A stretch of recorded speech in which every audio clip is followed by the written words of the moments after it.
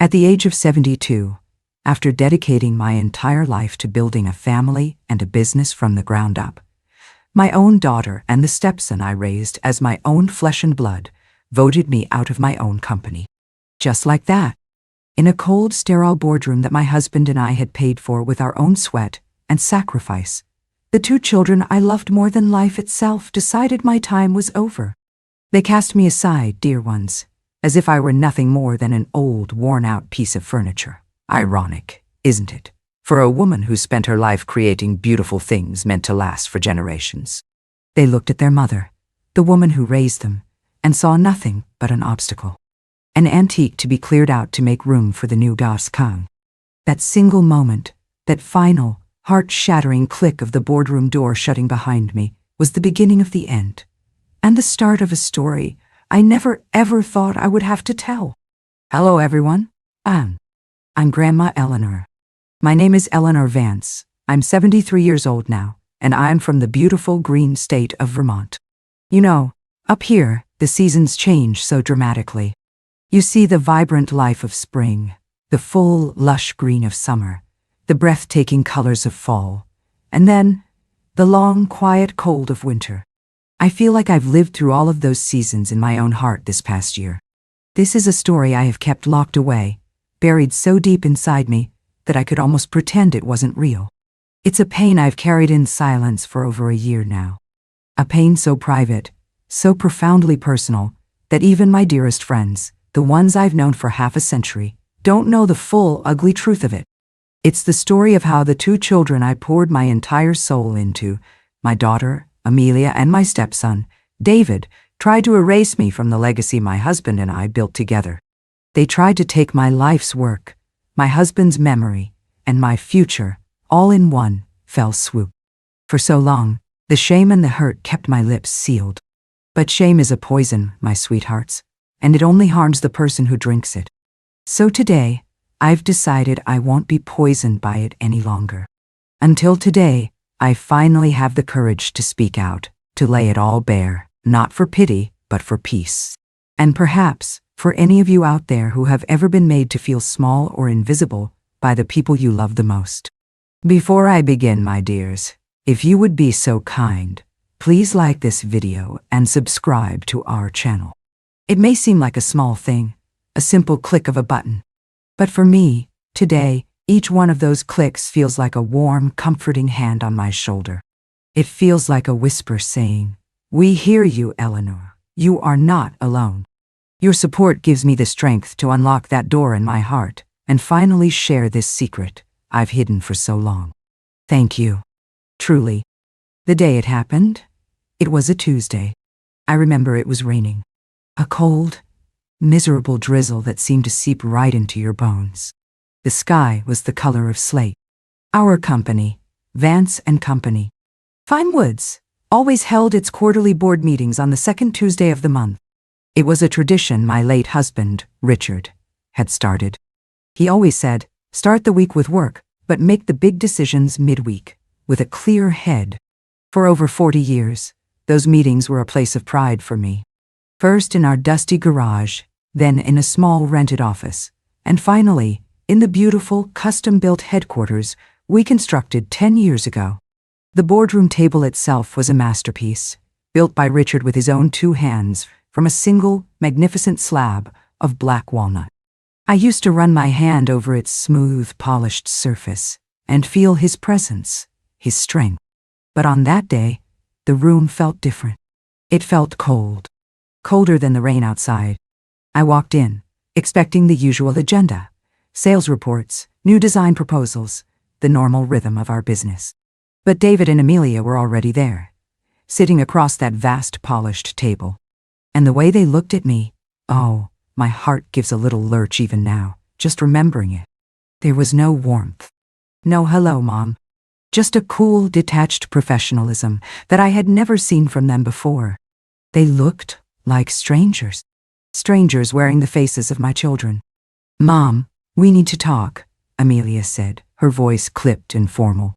She pushed a sheaf of papers across the table. Legal documents. My hands trembled slightly as I reached for them. I didn't even need my reading glasses to see the bolded words at the top. Resolution for executive restructuring. I looked from the papers to their faces, searching for some sign, some hint that this was all a terrible misunderstanding. Restructuring. What is this, Amelia? David? David, who had always been the quieter one, the one I had to coax into speaking his mind, was the one who answered. He wouldn't meet my eyes. He stared at a point on the wall, just over my shoulder. It's a vote, Eleanor, he said. Using my first name felt like a slap. He hadn't called me Eleanor since he was a little boy, right after his mother passed, before he started calling me Mom. As majority shareholders, Amelia and I are exercising our right to appoint a new CEO. We're voting for a change in leadership. The air left my lungs. Majority shareholders. It was true. Years ago, Richard and I, in an act of love and trust, had gifted them each a significant portion of our shares, making them partners in our dream. We never imagined, never in a million years did we imagine they would use that gift as a weapon against me. A change in leadership, I whispered, my voice hoarse. But I am the leadership. Your father and I, we built this. Every nail, every splinter, every single client. And we appreciate that, Mom, Amelia cut in, though her tone held no appreciation at all. It was dismissive. But the company needs to move in a new direction, a more modern direction. We need to be more aggressive, more streamlined. Your approach is a little old-fashioned. Old-fashioned. My approach. My approach was to know every employee by name. My approach was to treat every client like family, to remember their children's graduations and their wedding anniversaries. My approach was to build relationships based on trust and quality, relationships that had sustained our company through 3 recessions. That was old-fashioned. A cold fear, slick and oily, began to crawl up my spine. This wasn't a discussion. It was a verdict. They had already decided my fate before I even walked through the door. I looked at my daughter, my beautiful Amelia, the little girl whose scraped knees I had kissed, and whose nightmares I had chased away with lullabies, the young woman whose wedding I had planned with so much joy, whose babies I had cradled in my arms. Her face was a mask of cold resolve. Then I looked at David, the quiet, grieving little boy I had welcomed into my home and my heart. The boy I had taught to ride a bike, the young man I had so proudly watched graduate from business school, telling him, "Your father would be so proud." His eyes were still fixed on the wall, his jaw tight. He couldn't even look at me. In that moment, the betrayal felt so immense, so absolute. It was like the floor had dropped out from beneath me. This wasn't business. This was a patricide of the soul. They weren't just taking my company. They were trying to take my entire life's meaning. So that's it, I finally managed to say, the words feeling like shards of glass in my throat. After everything? You're just pushing me out? Amelia had the decency to look uncomfortable for a fleeting second. We've prepared a generous retirement package for you, Mom. You've earned a rest. A rest. They were sending me out to pasture, putting me on a shelf to gather dust. I stood up, my legs feeling unsteady beneath me. The beautiful walnut table, my husband's pride, suddenly felt like a tombstone. I didn't look at the papers. I didn't look at them. I just looked at the chair at the head of the table. My chair, Richard's chair, and I knew I would never sit in it again. I turned and walked toward the door, every step an agony. My hand was on the doorknob when David's voice, small and strained, finally reached me. "It's for the best, Mom." I didn't turn around. I couldn't. I just pulled the heavy door open and walked out, the sound of it clicking shut behind me, echoing the final, brutal breaking of my heart. And in the cold, quiet hallway, with the rain streaking down the windows, I finally understood. I wasn't just old-fashioned. To them, I was already gone. But to understand the depth of that winter, you must first understand the beauty of the summer that came before it. You have to see the world we built, not as the corporate battleground it became, but as the dream it once was. My story, the real story, began in the year 1978. Oh, I was so young then, just 23 years old, with hair the color of corn silk and a heart full of impossible dreams. And I had met the love of my life, my Richard.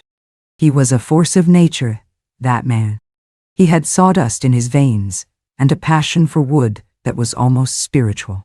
He could look at a fallen maple tree and see not just firewood, but a dining table that a family would gather around for 100 years. He was a widower, a young man already acquainted with grief, with the sweet, solemn little 5-year-old boy named David. I fell in love with them both. It all started with a dream, a beat-up Ford pickup truck that rattled and groaned with every mile, and our 2-car garage. That was our first workshop. We called our little venture Vance and Company Fine Woods. The company at first was just me. While Richard was the artist, the craftsman who could make wood sing, I was the planner, the bookkeeper, the worrier, and the chief coffee maker. Our days were long, stretching late into the night. I can still smell it so clearly. The sharp, clean scent of freshly cut pine, the sweet, heady aroma of varnish, and the constant, gentle perfume of sawdust that settled on everything. Our clothes, our hair, our skin. We were poor as church mice, but oh, my dears, we were so incredibly happy. We were building something together, something real. David, my sweet, quiet David, grew up in that workshop. After losing his mother, he was such a little shadow, so serious and watchful. I knew I could never replace his mother, and I never tried. I just tried to build a new space in his heart, a space for me. I'd pack his lunch for school every morning, drawing a silly smiley face on his napkin. I'd sit with him for hours while he did his homework at a little desk we built for him in the corner of the garage. At night, after Richard and I would finally stumble into the house, exhausted but exhilarated, David would be asleep on the sofa, and I'd carry him up to bed, his little body so warm and trusting in my arms. The first time he slipped up and called me Mom, he was 7. He blushed bright red and clapped his hand over his mouth, his eyes wide with worry. I just knelt down, hugged him tight, and whispered, "I'm so glad you did." I felt my heart would burst with love for that little boy. He was mine, not of my body, but of my heart, which is a bond just as strong.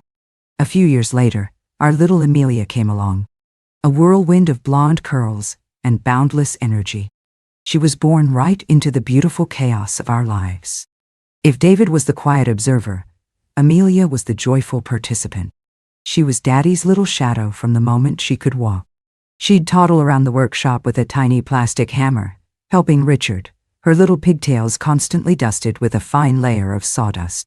She had her father's artistic spirit.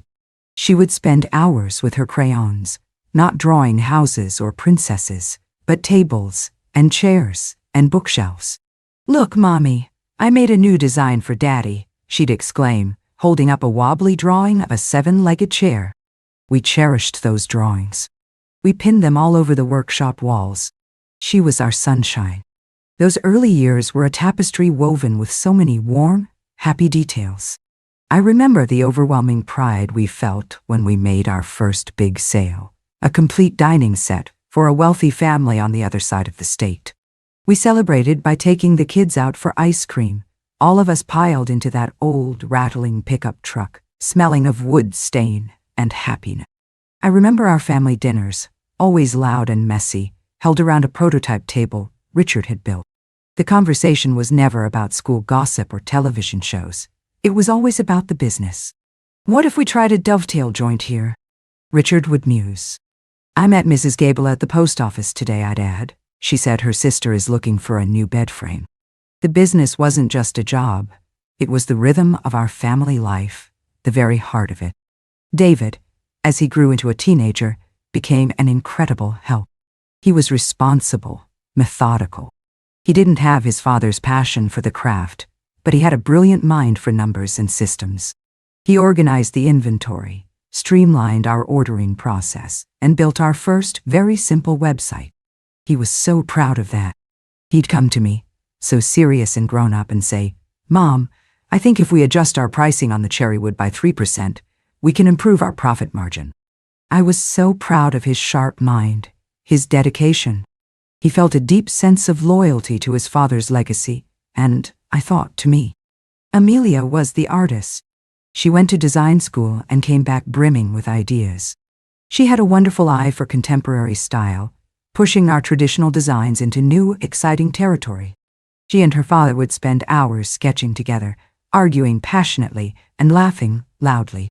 There was a magic between them. My role in all of this shifted. I was no longer just the bookkeeper. I became the face of the company's heart. While Richard, and later David and Amelia, focused on the product and the operations, I focused on the people. The clients. I knew them all. I didn't have a database. I had a notebook filled with my own scrawled handwriting. I knew that Mr. Henderson in Boston preferred oak and that his wife was allergic to chemical stains, so we always used a natural oil finish for them. I knew the Millers were expecting their first grandchild, so I sent them a little handmade wooden rattle as a gift. These weren't marketing tactics, dear ones. It was just care. It was how I was raised. You take care of the people who take care of you. And because of that, our clients weren't just customers. They were friends. They were loyal. They would never dream of going to a competitor because they were buying from Richard and Eleanor, from our family. That personal touch, that genuine connection. It was the invisible glue that held our success together. I remember our Christmases. The whole house would smell of fresh pine from the tree and the cinnamon and cloves from my baking. Richard would always make a special new toy for the grandkids out of wood scraps from the shop, a little rocking horse, a set of building blocks. We'd all gather by the fire, the children, the grandchildren, David and his wife, Amelia and her husband, and Richard and I would look at this beautiful family we had built, this wonderful life that had sprung from a dusty garage and a shared dream, and our hearts would be so full. Even after Richard passed away, God rest his soul, that sense of family, that unity continued. Or so I thought. The three of us, me, David, and Amelia, rallied together. We promised each other we would carry on his legacy. David took over the business end with an efficiency that would have made his father burst with pride. Amelia's designs became more beautiful and sought after than ever.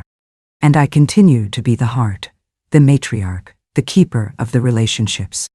We were a three-legged stool, perfectly balanced, strong, unshakable. At least, that's what I believed. I saw a loving son, a loving daughter, and a company that was the living embodiment of our family's love and hard work. I saw a golden past and a secure future. I was so blissfully, so tragically blind to the storm that was gathering just over the horizon. I never imagined that the very children I had nurtured and empowered would one day see my old-fashioned care not as a strength, but as a weakness, to be discarded. After we lost Richard, there was a period of shared grief that bound us together, a quiet understanding that we were all that was left of his most precious legacy. For the first year, we were a unit, a tight-knit trio, navigating the vast emptiness he had left behind. The business became our sanctuary, a place where his spirit felt so vividly alive. We worked hard, side by side, and I felt a fierce pride watching my children step so capably into their new roles. I believed we were honoring him. I believed we were united. But, my dears, grief can be a fog. It obscures the landscape, and you can't see the subtle shifts in the ground beneath your feet until the fog begins to lift. And when it did, I realized I was standing on the edge of a precipice I never knew was there. It began so subtly, with whispers of change disguised as progress. It started in our marketing meetings. David and Amelia, my two bright, ambitious children, started using a new vocabulary. Words like scaling, aggressive growth, disruption, and streamlining began to dominate every conversation. At first, honestly, my heart swelled with pride. They were looking to the future. They had vision. Richard always said a business must evolve or die. "We need to capture a younger market, Mom," Amelia would say, her eyes bright with passion. "We need to automate our sales funnel," David would add, pointing to a complex chart on his laptop that looked like a spider's web to me. I would nod and smile, trusting them. They were the new generation after all. It was their time to innovate. The first real tremor, the first sign that their vision and mine were on a collision course, came during a design review. We were planning the catalog for the upcoming year. Amelia presented a new line of furniture, very sleek, very minimalist. It was beautiful, I couldn't deny it. But to make room for it in the production schedule, she proposed that we phase out 3 of our oldest pieces. 3 of Richard's signature designs. There was the Richard armchair, a sturdy, welcoming chair with hand-carved arms that he had designed when Amelia was born. There was the harvest table, the very first dining table we ever sold. And the Eleanor bookshelf, a gift he had designed for me on our 10th anniversary. They weren't just pieces of furniture. They were chapters of our life. "We can't get rid of those," I said, trying to keep my voice light, trying to sound reasonable. "Amelia, those are our classics. Our longtime clients, they still ask for them by name." Amelia exchanged a quick, almost imperceptible glance with David. It was the kind of glance that says, "Here we go again." "Mom," she said, her tone patient, as if explaining something to a child. "They're not profitable. They take twice as long to build as the new modular pieces, and their profit margin is tiny. We can't let nostalgia dictate our business strategy." Nostalgia, that word, she said it as if it were a disease, as if my 40 years of memories, the very foundation of our company, were nothing more than a sentimental old woman's foolishness. It was the first time I felt it, a sharp, unexpected sting, the feeling of being gently but firmly pushed to the side. I looked at David for support, but he just nodded in agreement with his sister. "The numbers don't lie. 11." He had started using my first name more often in meetings. It created a distance between us, a professional wall where there had once been the warmth of family. My inner voice started its worried chatter. Was I just being sentimental? Were they right? I spent that evening alone, turning it over and over in my mind. Richard did believe in progress. Perhaps I was clinging too tightly to the past. Maybe this was my own pride getting in the way. So, with a heavy heart, I conceded. "You're right," I told them the next day. "We must look forward." The look of relief on their faces should have been a comfort to me. Instead, it felt like they were relieved that the old woman had finally stopped being difficult. I see now that my concession wasn't seen as a compromise. It was seen as a victory for them, and it emboldened them. Little by little, the ground continued to shift. The small cracks began to widen into chasms. A few weeks later, my phone rang. It was Mrs. Gable, a dear client from Boston who had been buying from us for over 30 years. We'd seen each other through births, deaths, and marriages. She was practically family, and she was distraught. "Eleanor, what is going on with your company?" she asked, her voice trembling with frustration. I tried to order a custom-sized bookshelf, the one Richard designed for my husband's library all those years ago. First, I was sent to some dreadful, confusing website. Then, I was answered by an automated email. No one will talk to me. They sent me the wrong dimensions, the wrong stain color, and when I tried to call, I was put on hold for 45 minutes before being disconnected. This isn't the Vance and Company I know. My heart just sank. I felt a hot flush of shame. "Oh, Martha, I am so sorry," I said, my voice full of the apology I truly felt. "Let me handle this personally. Right now." I spent the rest of the day fixing the order, personally calling the workshop, selecting the wood, and ensuring every detail was perfect, just as I always had. The next morning, I brought it up in our team meeting. "Guy." I tried to be gentle. "Dears," I began, "I think we need to be careful that our new automated systems don't alienate our loyal customers." Mrs. Gable was very upset. David didn't even look up from his laptop. "Mom, with all due respect, Mrs. Gable represents maybe 0.1% of our potential new customer base. We cannot build a scalable business model around hand-holding every single customer. It's not efficient. It's not about efficiency, David. It's about respect. It's about loyalty. It's about respect. It's about loyalty." The words came out sharper than I intended. The room went silent. Amelia put her hand on my arm. "Mom, let's take this offline," she said, her voice low. But the message was clear. My concerns were a disruption. My way of doing things was a problem. That incident created a new rule, unspoken but strictly enforced. I was no longer to be involved in client relations. They hired a young, slick customer experience manager to handle the accounts. My notebooks, filled with 40 years of relationships, were scanned into a database and then, I suspect, thrown away. The next cut was deeper, and it drew blood. It concerned the men in the workshop, the craftsmen, men like George, who had started with Richard in the very beginning, his hands as gnarled and wise as ancient oak. Men like Miguel, who could finish a piece of cherry wood until it felt like silk. They were the soul of our quality. But they were older. They were paid what they were worth, what their decades of experience had earned them. David came to me and Amia with a proposal. A workforce restructuring, he called it. It was a plan to offer early retirement to 5 of our most senior craftsmen, including George, and to replace them with younger workers from a technical college at half the salary. This time, I didn't hold back. Absolutely not, I said, my voice shaking with a cold fury. David, these men have given their lives to this company. They have families. They have mortgages. They built this place with your father. You cannot throw them away like old tools. It's not throwing them away, Eleanor, he said, his voice cold and flat. It's a business decision. Our labor costs are unsustainable if we want to compete with the big box stores. We don't compete with them, I cried, my hands clenched into fists. We are better than them. That's the entire point. Their quality is what people pay for. Mom, Amelia said, siding with him. We have to think about the bottom line. We can train the new guys.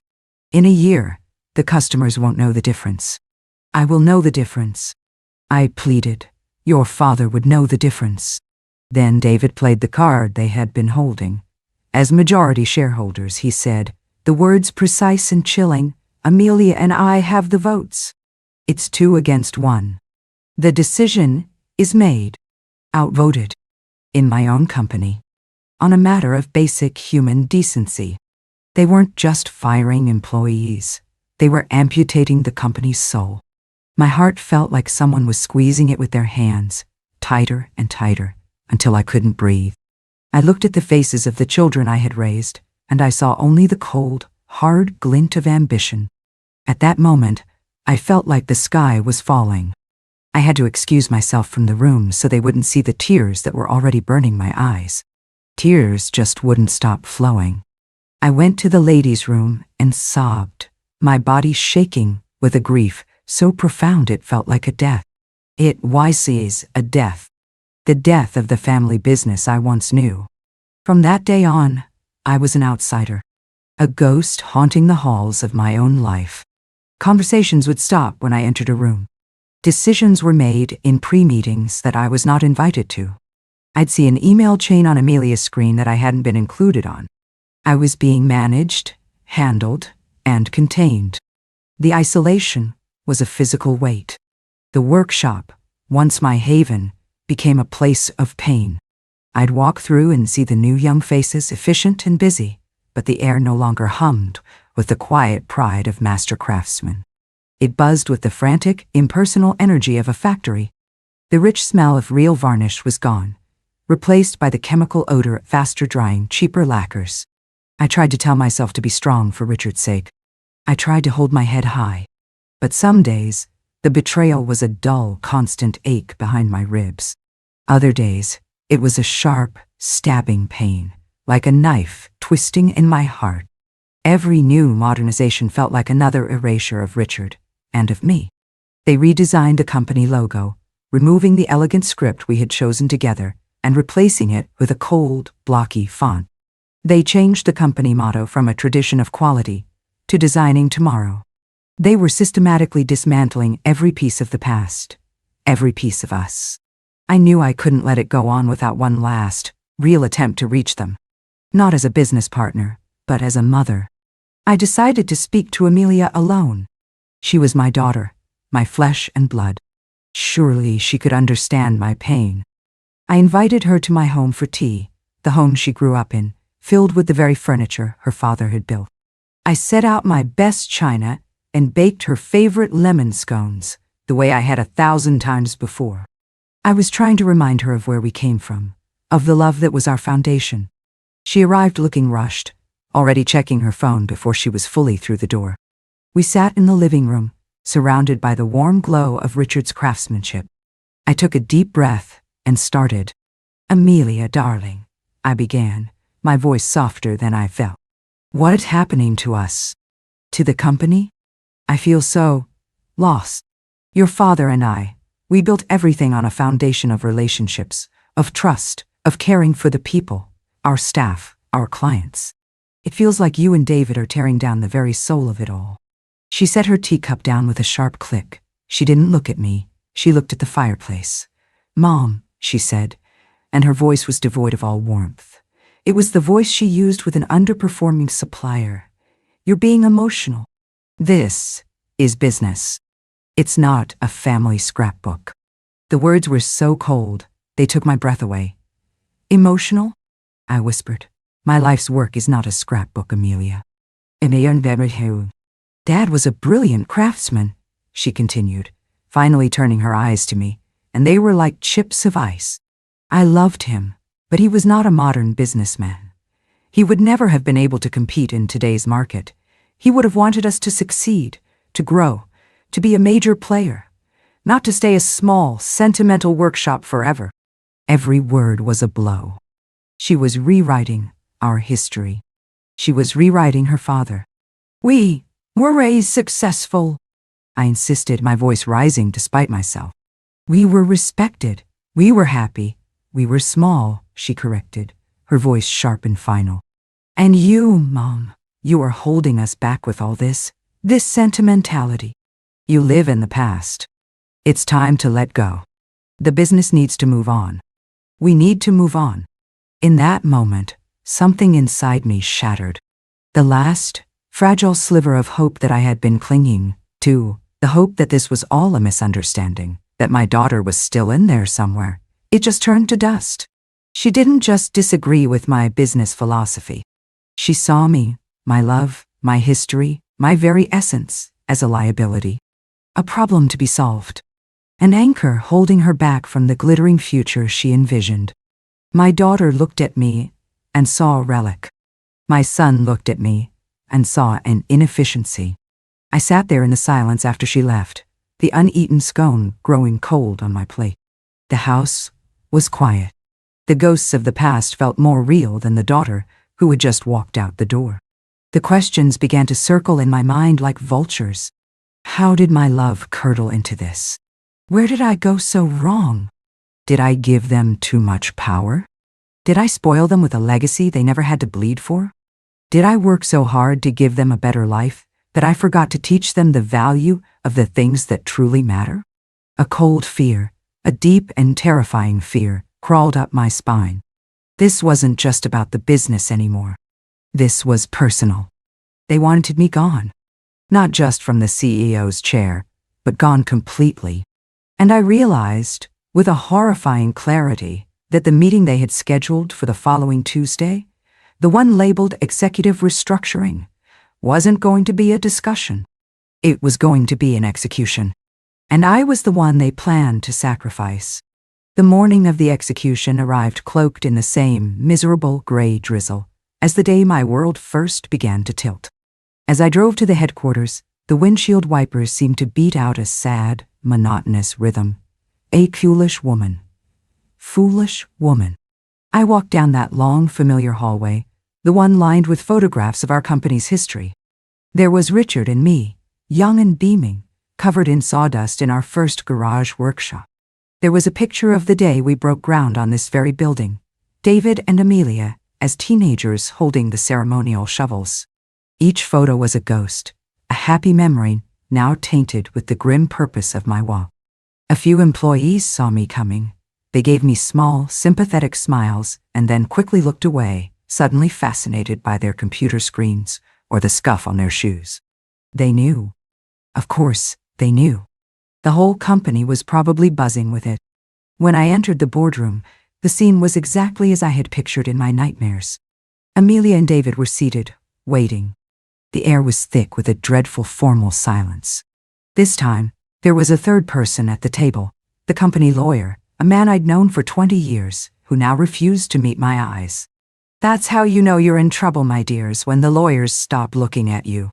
They slid the papers across Richard's beautiful black walnut table, the generous retirement package. It was all there in cold, black and white print. A sum of money that, on paper, looked substantial, but felt like a pittance in exchange for a life's work. But buried in the legalese were the real insults. There was a strict non-compete clause, forbidding me from working in the furniture industry in any capacity. And there was a non-disclosure agreement, a gag order, ensuring I would never speak a negative word about the company or its new leadership. They weren't just firing me, they were buying my silence. They wanted to erase me, and then pay me to help them bury the body. I didn't argue. I didn't plead or shout. What was the point? Their hearts were closed to me. To fight in that room would have been to grant them the satisfaction of seeing me hysterical, of proving their narrative that I was just an emotional old woman. So, I held onto my dignity as if it were a life raft. I stood up, my legs surprisingly steady. I looked at my daughter, her face a mask of impenetrable resolve. I looked at my stepson, his gaze still fixed on some invisible point on the wall. He couldn't bring himself to watch what he was doing to his mother. I see, I said, and my voice was quiet, but it did not tremble. And then I turned and walked away from them. I walked out of that room, down that hall of ghosts, and out the front doors of the building that bore my name. As the cold, damp air hit my face, it felt like a final slap. I got into my car, and I sat there for a long time in the parking lot, watching the rain streak down the glass, blurring the name Vance and Company Fine Woods on the sign I had once been so proud of. I hadn't shed a tear in front of them, but now, in the privacy of my car, a great, heaving sob escaped me. I wept. I wept for my husband, for the dream we shared. I wept for the children I had lost. And I wept for the woman I used to be, the trusting, loving mother who had been so brutally murdered in that boardroom. The days that followed were a blur of gray. The house, once my sanctuary, felt like a mausoleum. It was silent. So terribly silent. The phone, which used to ring off the hook with calls from the workshop, from clients, from suppliers, never made a sound. I felt like a ghost, completely untethered from the world. I would wander from room to room, touching the furniture Richard had made, my hands tracing the lines he had carved with such love. I'd pull out the old photo albums, looking at pictures of David and Amelia as children, their bright, innocent faces beaming up at me. What did I do wrong, my love? I'd whisper to a photograph of Richard, tears rolling down my cheeks. How did we get here? I was adrift in an ocean of grief and confusion, with no land in sight. I felt erased, invisible. My life's story, I thought, had been written, and my own children had just penned a cruel and miserable final chapter. The breaking point, the moment the tide finally turned, came about a week later. It wasn't a lawyer's letter or a formal notice that did it.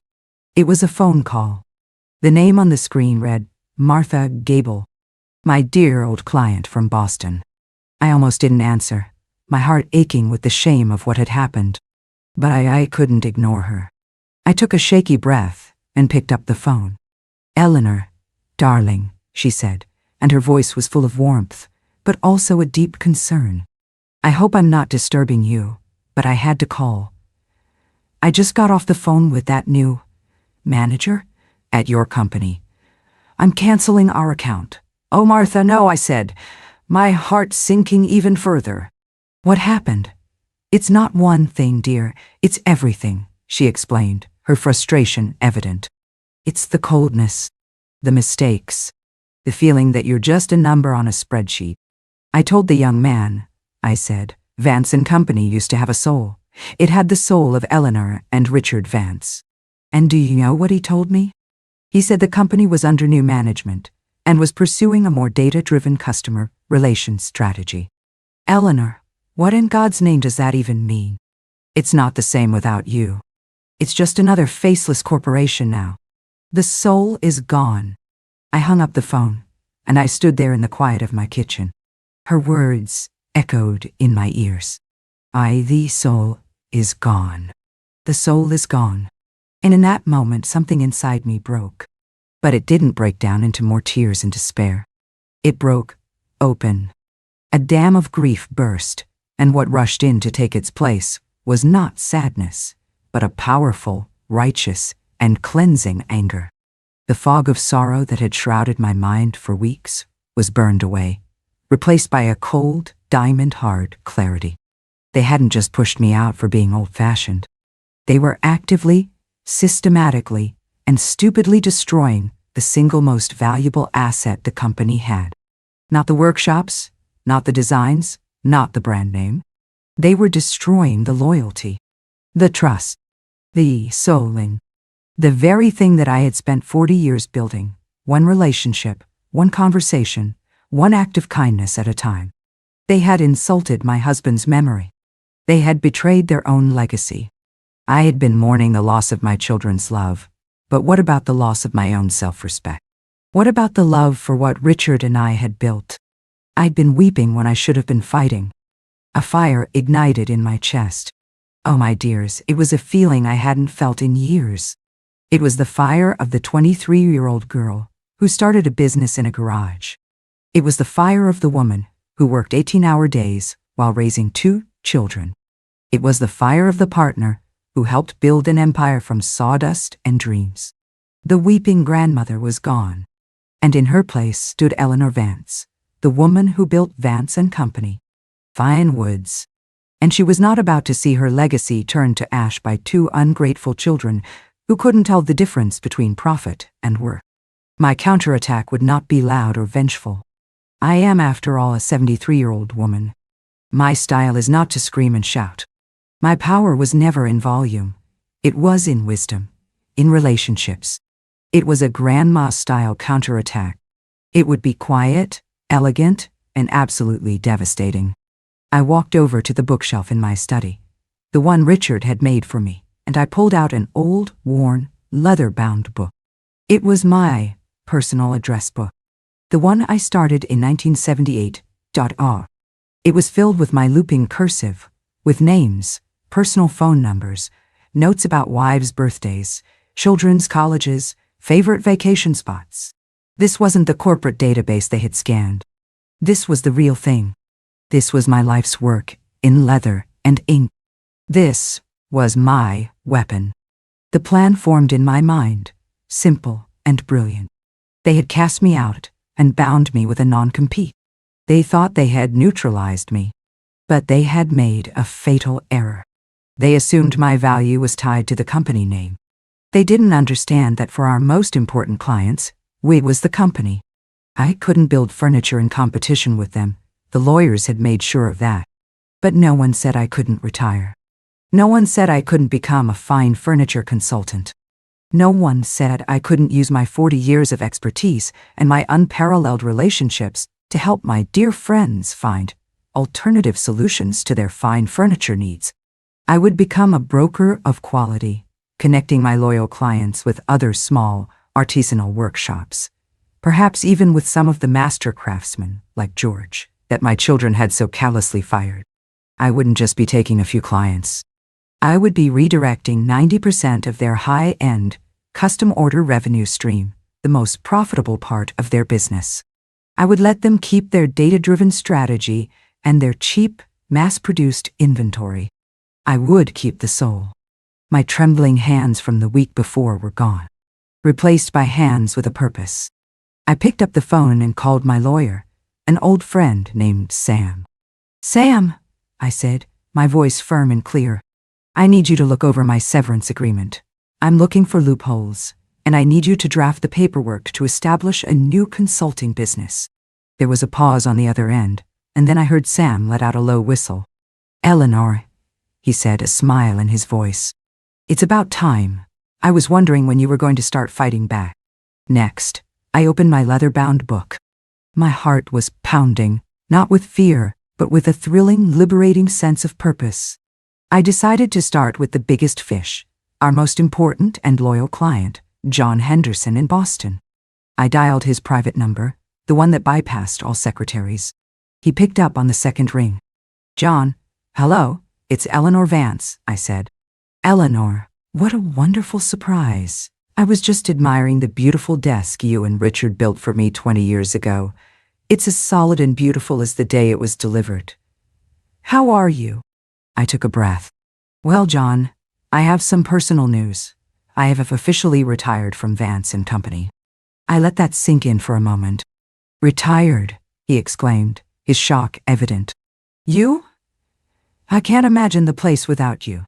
"The company is moving in a new direction," I said carefully, choosing my words to honor the gag order while still telling the truth. "It's a direction that no longer aligns with the core values of quality and personal service that Richard and I founded the business on. But my passion for connecting people with truly exceptional craftsmanship hasn't retired. I want to make sure you and your family continue to be cared for in the way you deserve." There was a silence on the line, and I could almost hear the gears turning in his head. Then he said, his voice low and serious, "Eleanor, less personal, colder. Tell me, what are you planning?" And so I told him, and then I made my way down the list. One by one, I called the pillars of our business. The families, the collectors, the interior designers who had been with me for decades. The response was like a tidal wave of affirmation. They were shocked and angered to hear I was gone. They shared their own recent frustrations with the new Vance and Company, and one after another. They said the magic words, "Eleanor, we weren't loyal to..." "We were loyal to you. Wherever you go, we go. Just tell us who to write the check to." With every call, I felt my strength returning. I was not a relic. I was not a ghost. I was the foundation. After 2 days of calls, I had verbal commitments from clients representing nearly the entire custom order portfolio. It was time. I had Sam draft a formal, professional letter. It was addressed to the board of directors of Vance and Company. "Fine woods, my children." It officially announced my retirement, and, on the very next line, the establishment of Eleanor Vance and Associates, Fine Furniture Consultancy. It was a declaration of independence. It was checkmate. I sat at my desk, the letter and an envelope before me. My heart was calm. I picked up my pen, and with a hand that was as firm and steady as the day I first signed our company's incorporation papers, I signed my name. The trembling woman who had wept in the rain was gone for good. In her place sat a queen who had just taken back her kingdom. My lawyer, Sam, sent the letter by courier.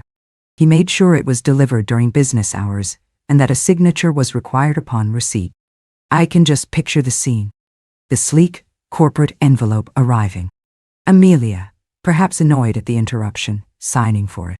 The two of them, my two ambitious children, opening it together in their glass-walled office, overlooking the factory floor. I imagine the silence as they read it. First, confusion. Then, a dawning, sickening horror as the full implication of my words settled upon them. Eleanor Vance and Associates, Fine Furniture Consultancy. It wouldn't have taken them long to understand. David, the numbers guy, would have grasped the financial reality in a heartbeat. Amelia, the strategist, would have seen her grand vision of a modern empire crumbling to dust. The panic must have set in almost immediately. Their phones would have started ringing, one after another, as my clients, my friends, called to formally cancel their long-standing lucrative accounts. Orders worth hundreds of thousands of dollars, the high margin, custom work that propped up the entire financial structure of the company, vanishing into thin air. The data-driven system they were so proud of would have shown them a tidal wave of red, a catastrophic collapse in their projected revenue. It was David who called me, not Amelia. Amelia, I suspect, was too proud, too angry to admit defeat. But David, who always saw the world in spreadsheets and bottom lines, knew he was facing an apocalypse. His voice on the phone was a mixture of fury and frantic desperation that was almost unrecognizable. "Mom, what have you done?" he yelled, dispensing with any greeting. "The Henderson account just canceled. The Miller contract is gone. They're all leaving. You're destroying the company. I sat in my favorite armchair by the window, my old leather-bound address book resting in my lap like a faithful old dog. I was perfectly calm. No, David, I said, and my voice was even and steady. I am not destroying the company. You and your sister did that months ago when you decided that its soul was disposable. Soul? What are you talking about, soul? This is business. These are contracts. You're actively poaching our clients. This is illegal. We'll sue you, he sputtered, his voice cracking with stress. I don't think you will, dear, I replied calmly. Sam, my lawyer, has been very thorough. I have not broken a single clause of my retirement agreement. I am not building or selling furniture. I am simply a consultant, offering my advice to old friends. They are free to take that advice, or leave it. It seems they are taking it. These clients were never loyal to a corporate logo, David. They were loyal to a set of values. They were loyal to your father. And they were loyal to me. When you cast us aside, you cast them aside too. This isn't something you can fix with a new marketing campaign. You destroyed the trust.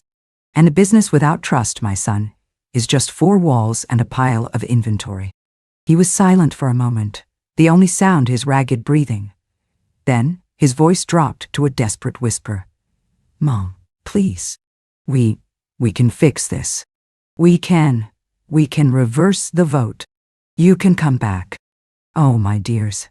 At this age, you finally understand the difference between a genuine apology and a desperate attempt to stop the bleeding. They didn't want me back. They wanted my client list back. They wanted the revenue back. They wanted me to fix the mess they had made. No, David, I said, and this time my voice was filled with a sad finality. That is not possible. You two wanted to run the company on your own terms. Now you have the opportunity to do so. I wish you well. And then I gently hung up the phone. The consequences for them were swift and brutal, a perfect illustration of the old saying, reap what you sow. Without the profitable custom work to subsidize the rest of the business, they were suddenly in a street fight with the big box stores, trying to sell generic furniture, with no price advantage and no soul. Their reputation for quality was shattered overnight. They had to lay off the new employees they'd hired. Then they had to take out a second mortgage on the headquarters building just to make payroll. The beautiful empire they had envisioned became a financial albatross around their necks. They were captains of a ship they had scuttled themselves, sinking slowly in a sea of their own ambition. And me? My life, my sweethearts, blossomed. I set up a small office in the sunroom of my house. My days were filled with long, pleasant phone calls with old friends who were now my clients. I was busy, I was engaged, and for the first time in years, I felt truly happy and deeply respected. My new venture was a success. I connected my clients with wonderful, small workshops, some of them run by the very craftsmen, like George, that my children had so foolishly let go. I was making a comfortable living, yes, but more than that, I had my purpose back. I wasn't an antique on a shelf. I was the wise woman, the trusted advisor, the keeper of a legacy.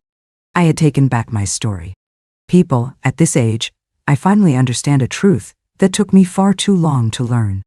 You can give your children everything you have, your love, your time, your money, your home, your legacy, but you cannot give them your soul.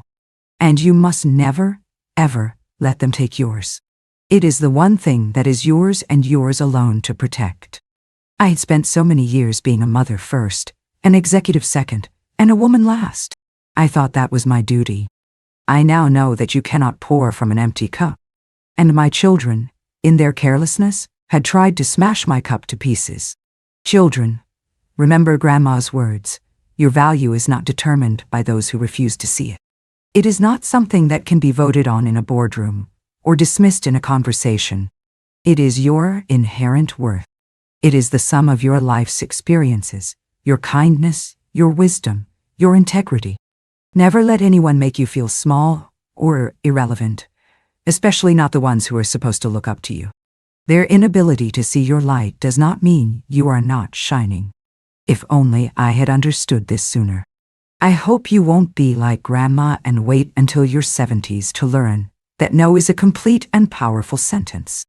I hope you learn much earlier than I did that setting a boundary is not an act of aggression or selfishness. It is a necessary and beautiful act of self-preservation. It is teaching people how to treat you. If you are out there right now going through something similar, if you are feeling invisible or unheard, or cast aside by your family, your work, or the world, please listen to this old woman. Do not let your grief and your pain silence you. Do not allow their narrative of you to become your own reality. Grieve, yes. Weep, if you must. But then, my dear one, you must get up. You must find that spark of fire inside you, even if it's just a tiny ember, and you must gently blow on it until it becomes a flame. Your story is not over until you say it is. You hold the pen. You get to write the ending. This journey, sharing my story with all of you, has been a profoundly healing experience for me. Each word spoken out loud has felt like letting a little bit of the poison out, and your quiet, supportive presence on the other side of this screen has been a true balm to my heart. If my story has touched you in some way, please show your support by liking this video and subscribing to our channel. It helps more people who might need to hear a message like this to find their way here. And please, turn on that little notification bell so you don't miss the next time we sit down together for a story. But the most important part, the part that truly builds a community, is the comment section below. This is our virtual front porch. If you feel comfortable and safe doing so, I invite you to share a piece of your own story. Tell us about a time you had to find your own strength, or set a boundary, or rewrite your own ending. You never know who is reading, and your words might be the very ones that give another person the courage they need to take that first step. Let's make this a circle of strength, a community of survivors. As for Amelia and David, their story continued on its own path. About a year after I left, they were forced to sell Vance and Company. They sold it for pennies on the dollar to a large, faceless conglomerate from out of state. The name is still on the building, but the family, the history, the soul, it's all gone. They have reached out a few times. Their messages are full of regret, of apologies for what they did. And I believe, in their own way, they are sorry. Sorry for how it all turned out. They are still my children, and a mother's heart is a strange and stubborn thing. In the quiet of my own prayers, I have forgiven them. But I have forgiven them for my peace, not for theirs. Forgiveness and trust, my dears, are two very different things. Forgiveness is a gift you give yourself to release the poison of resentment. Trust, however, must be earned back, piece by painful piece. And some things, when they are broken so completely, may never be fully repaired in this lifetime. I have accepted that. I maintain a polite, civil distance. I wish them no ill will, but I will not allow them back into my life in a way that could ever harm my peace again. My peace is too hard won. Remember, my dear ones, no matter what happens in this life, you must love yourself. Love yourself first, and love yourself fiercely. You are worthy of kindness. You are worthy of respect. Everyone deserves to be treated with gentleness, most especially by themselves. Grandma will always love you all. Thank you for giving this old woman your time and your heart today. Love you all. This is Grandma Eleanor, and I'll see you in the next story.